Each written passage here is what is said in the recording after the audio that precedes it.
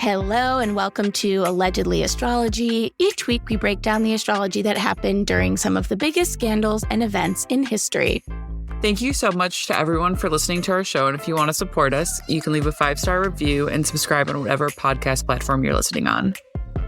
And if you do leave us a review on Apple Podcasts or Spotify and DM us a screenshot of that review, we'll make you a custom meme of your big three and send you a quick write-up about it. We also have a very cool and exclusive Patreon. So if you want more awesome astrology content, join us at patreon.com/allegedlyastrology. And definitely follow us. We're Allegedly Astrology on Instagram and TikTok and YouTube, and Allegedly Astro on Twitter. And you could also visit our website.com to learn more about us, see transcripts of some episodes, see some charts, and book a reading with Dana. So with that, Dana, what are we talking about today? Today we're talking about the kidnapping hoax of Sherri Papini. Sherri. So, Sherri Papini is an American woman that disappeared while jogging and resurfaced weeks later, was reunited with her family. And then years after this happened, it came out that she had faked the whole thing. And her story garnered lots of media attention. She's been covered in podcasts, had a Lifetime movie made about it, now is a Hulu doc series, and is even referenced in Eminem's song Houdini. Really? I didn't know that. Yeah. What's Does the line? he rhyme Houdini and Papini? Yes. What does he rhyme? Oh my God. Okay. The lyrics are very long. Like Sherri, it says, caught sleeping and see the kidnapping never did happen. Like Sherri Papini, Harry Houdini. I vanish into the thin air as I'm leaving like abracadabra. Wow. Damn. So he did rhyme Houdini and Papini. That's so crazy. Wow. All right. Well, with that, let's learn more about her and her astrology. So growing up, Sherri had a pretty difficult childhood. People said she had a very troubled youth. She allegedly burglarized her father's house when she was 18 years old. And then a few years later, Sherri's mom told the police that she believed that Sherri was harming herself and then saying that her parents gave her those wounds. So, not the best. So what's her big three? Wow. Okay. Sherri was born on June 11th, 1982 in Shasta County, California. And we don't know what time she was born, so we don't know her rising sign, but she has a Gemini sun and an Aquarius moon. Ooh, a weird liar. Love that. Yeah. So she's a Gemini sun. So she's clever, brilliant, a stable genius. Okay. JK. Chaotic, nervous, neurotic, amusing. Her sun's ruled by Mercury retrograde in domicile in Gemini, which stationed direct 2 days later. So it's stationing. So this really enhances these mercurial qualities and any sort of nervous tension. Her sun's opposite Neptune in Sagittarius, which also sort of ramps up, like Elise said, the weirdness or the mystery around her. She's confusing and feels confused. Relationships could definitely bring this out, as any opposition can. And then she has Mercury opposite Uranus in Sagittarius. So she's a real shock jock, and who knows what she'll do or say next, And then she has an Aquarius moon ruled by Saturn, which is exalted in Libra. So the desire to disappear into a crowd and be at large. Also, she has a strong relational need. She understands herself in relation to other people. She also might escape what she can't confront. Very Saturnian, very Aquarius, Libran. And Saturn also stationed direct 6 days after she was born. So it's within a week of her birth. So there's also, she's very Saturnian too. So she could feel especially restricted by relationships. And she has an air trine with all these planets, with her Gemini sun and Mercury and her Aquarius moon. And she has 3 planets in Libra, her Saturn, her Mars, so both malefics, and her Pluto. So with all those planets in Libra, relationships will definitely be trying for her, especially since the malefics are there and Pluto, the planet of deep transformation. And especially too in the 5th house of her sun. Interesting. But yeah, with this air trine, her only main planets not in air signs are Venus and Jupiter, the 2 benefics, which are in opposition to each other, which with Venus domicile in Taurus and Jupiter in Scorpio. So basically she's affected by relationships at every level, cerebral, oriented towards others, and non-committal or flighty, could say. Fickle, perhaps. Really hate that one of my own did this. One of your own. Is the original Gone Girl. Or I guess the... Oh my God. But she's not. It came after Gone Yeah, I was Girl. going to say, not even the original. She got So Gone Girl. She copied Gone Girl. Inspired by Gone She Girl. was inspired by Gone Girl. Wow, that's so embarrassing. She watched it and she said, you know what? I could do that. So Sherri met her future husband, Keith, in middle school. He was her first kiss. They lost contact, then reconnected. A super cute story. But at the time when they reconnected, Sherri had already been married and had gotten a divorce. So Sherri marries Keith and the couple have 2 children together, a son and a daughter, Tyler and Violet. They're living in Redding, California. And from the outside, they seem to have a very idyllic, perfect life. And she was even described as a super mom. Super mom Sherri. I feel like that's over one red flag. Yeah, exactly. But that idyllic facade was shattered one day when Keith came home from work. And at this time, Sherri would normally be home with the kids, but on that day, none of them were there. So Keith obviously starts getting worried. He uses Find My iPhone to find her phone, and he goes to locate it, and it's on the ground along with her earbud about a mile from their home. So that's never a good sign. So he calls the school. He learns that his kids are still there, and they hadn't gotten picked up. So he's like, oh, shit. Oh, shit. This is right. Oh, shit. Oh, shit.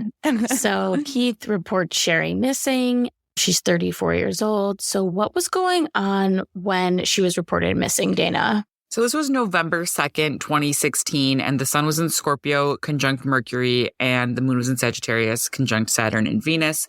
So the sun in Scorpio conjunct Mercury is about keeping secrets. Its attention and conversation pivot to what or who is unseen. The moon in Sagittarius is an escape artist, and it's conjunct, again, Saturn and Venus. So it wants to escape committed partnerships, which is what Saturn and Venus are. But the moon Saturn conjunction promises truth and punishment too. There will eventually be consequences. And then Mars in Capricorn squares Uranus in Aries. So Mars is exalted in Capricorn, and that can plan for years. I wonder if this was, I wonder if this really was inspired by Gone Girl, which I believe came out 2 years earlier in 2014. And when it squares Uranus, the plans can also get executed suddenly. Like, all right, now we got to go. It's also just very impulsive. Uranus and Aries can definitely impulsify Mars and Capricorn. And then the sun and Mercury in Scorpio are opposite her natal Venus. So there's definitely a feeling of pressure in relationships and feeling like she's giving too much, maybe.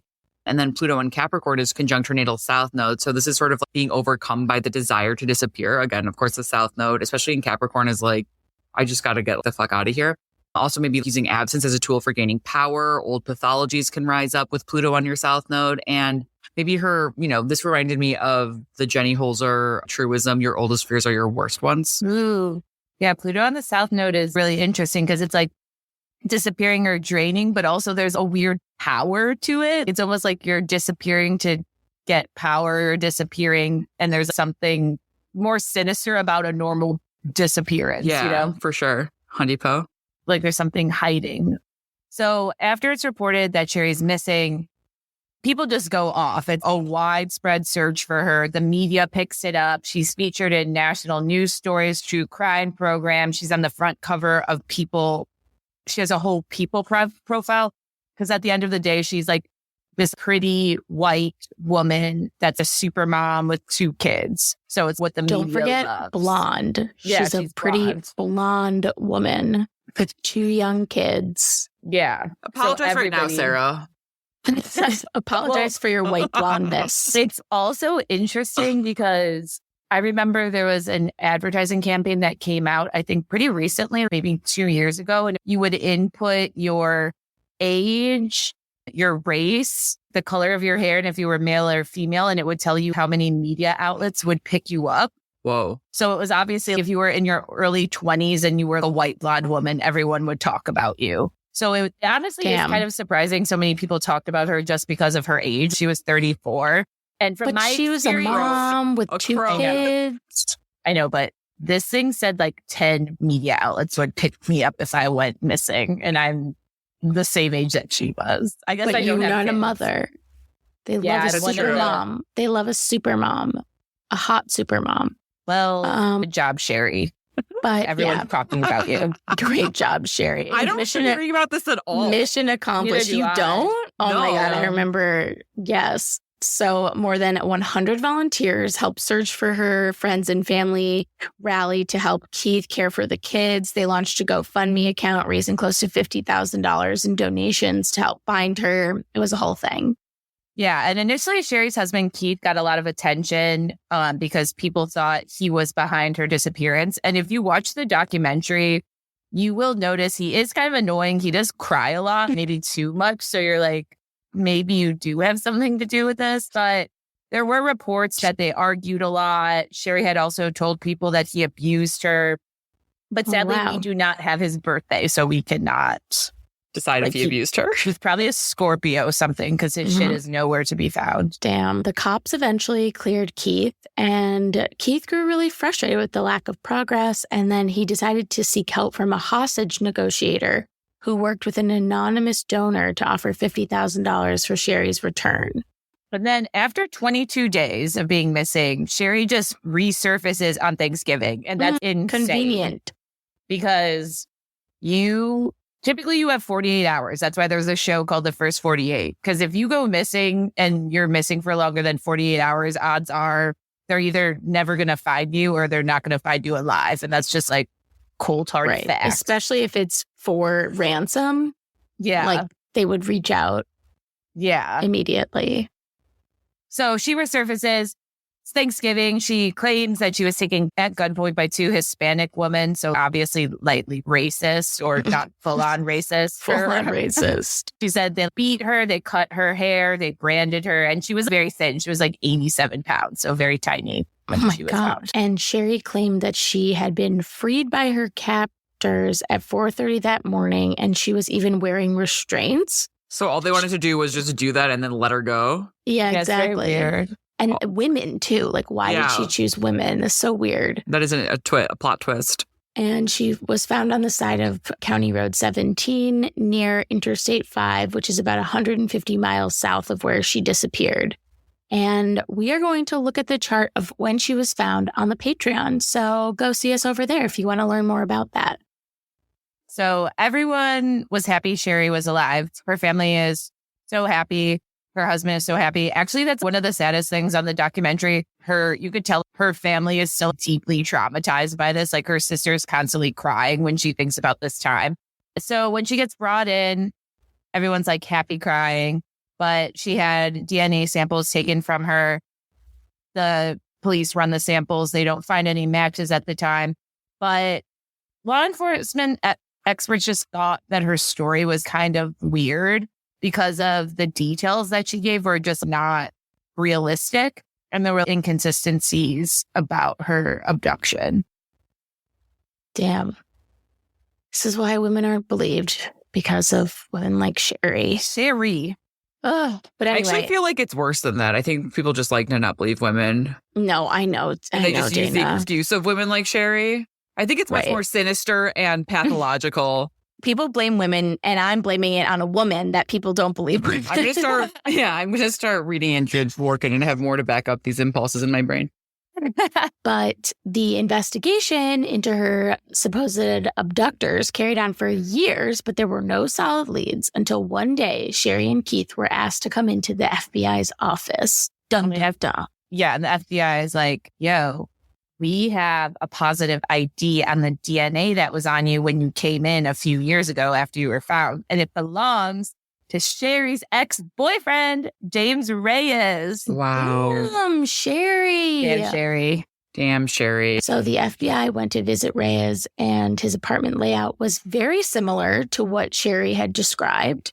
James also confessed that Sherri had stayed with him during the time that she was allegedly kidnapped. And so the FBI deduced that she had made up the whole story. It's crazy. And when you see it, it's honestly the fact that it's filmed. She just wanted to fuck her ex-boyfriend. It seems like just from this one documentary that she kind of she dated this guy before she met Keith. And it seemed like she always kind of got into these relationships that kind of weren't the best for her. She's never spoken about why she did it, but it's crazy because in the documentary, it's the actual footage of the FBI telling her basically, we know, because she would draw out these very intricate sketches of the apartment she was staying in. And the apartment she was staying in, she said she was handcuffed to this very specific rod in a closet. And when they went to James Reyes's house, they saw his closet and it was the exact closet that she drew. And it like had a weird rod in the middle that a normal closet doesn't have. And they were like, this is clearly the closet.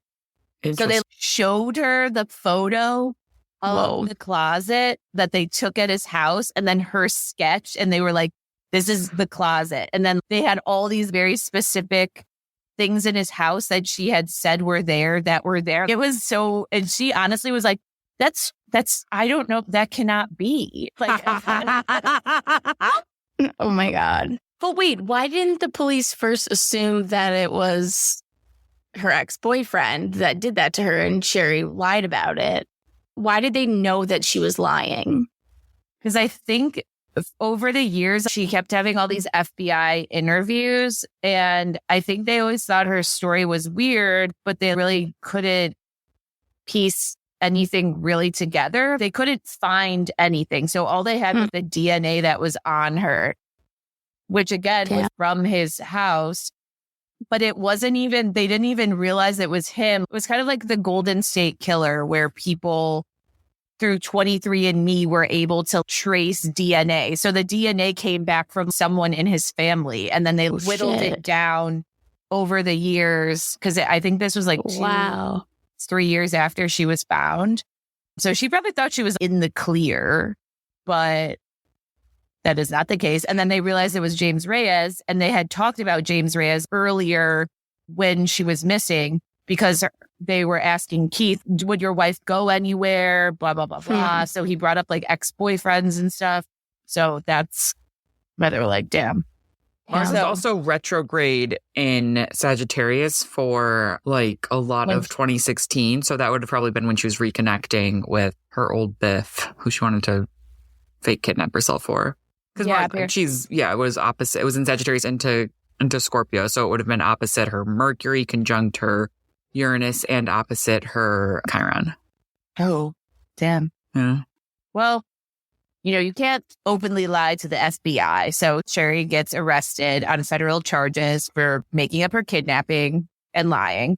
And that very day, Keith also separated from her because he's like, you got to be fucking kidding me. So what was going on the day she was arrested? This was March 3rd, 2022, and the sun and moon were in Pisces with the ruler Jupiter. So it was a new moon in Pisces in the 10th house of her natal sun.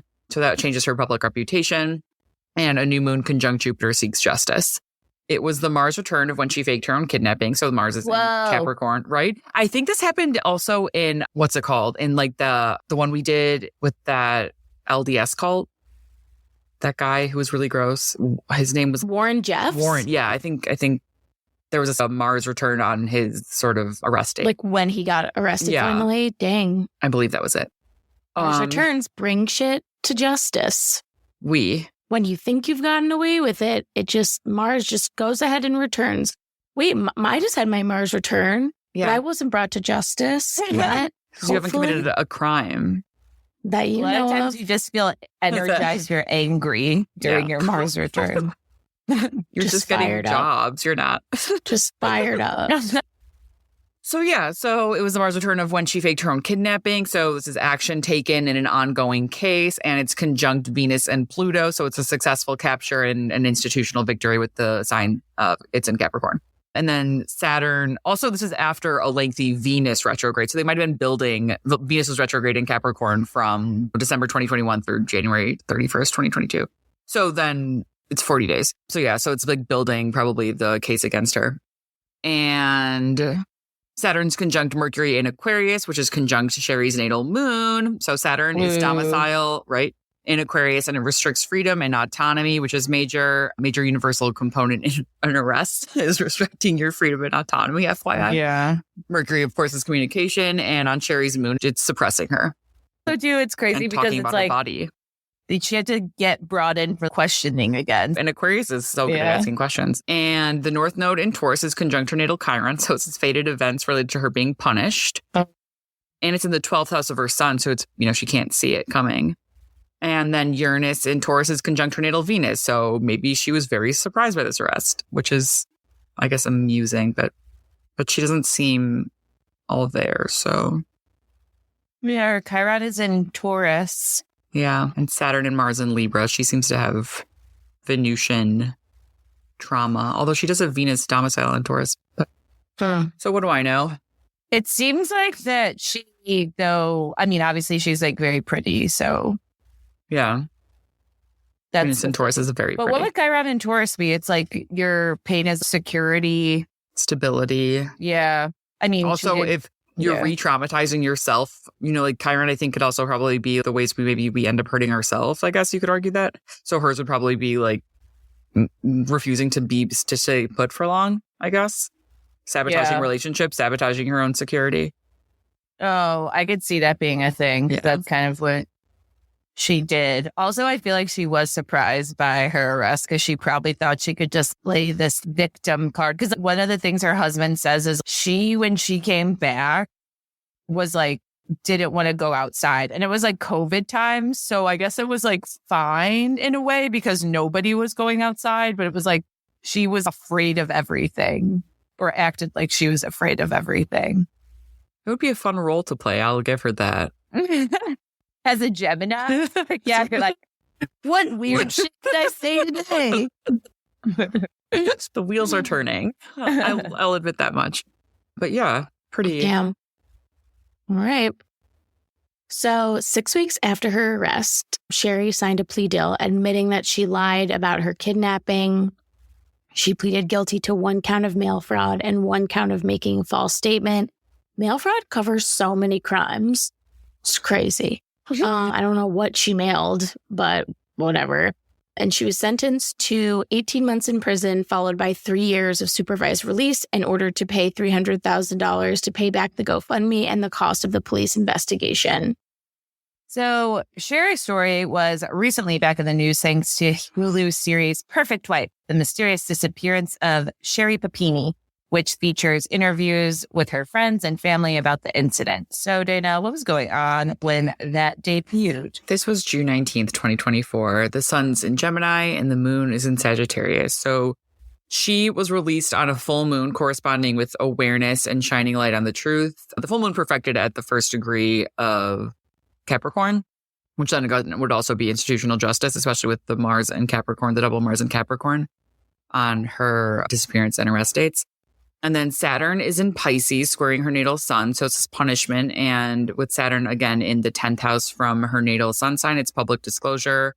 And Mercury and Venus are conjunct her natal north node in Cancer. So she's getting to tell her side of the story, maybe, but her and her words have more weight. It's also really faded events and communication. The south node in Libra is conjunct her natal Saturn and Mars. So it's a callback to her punishment and disappearance and facing scrutiny or conflict, or maybe removing restrictions.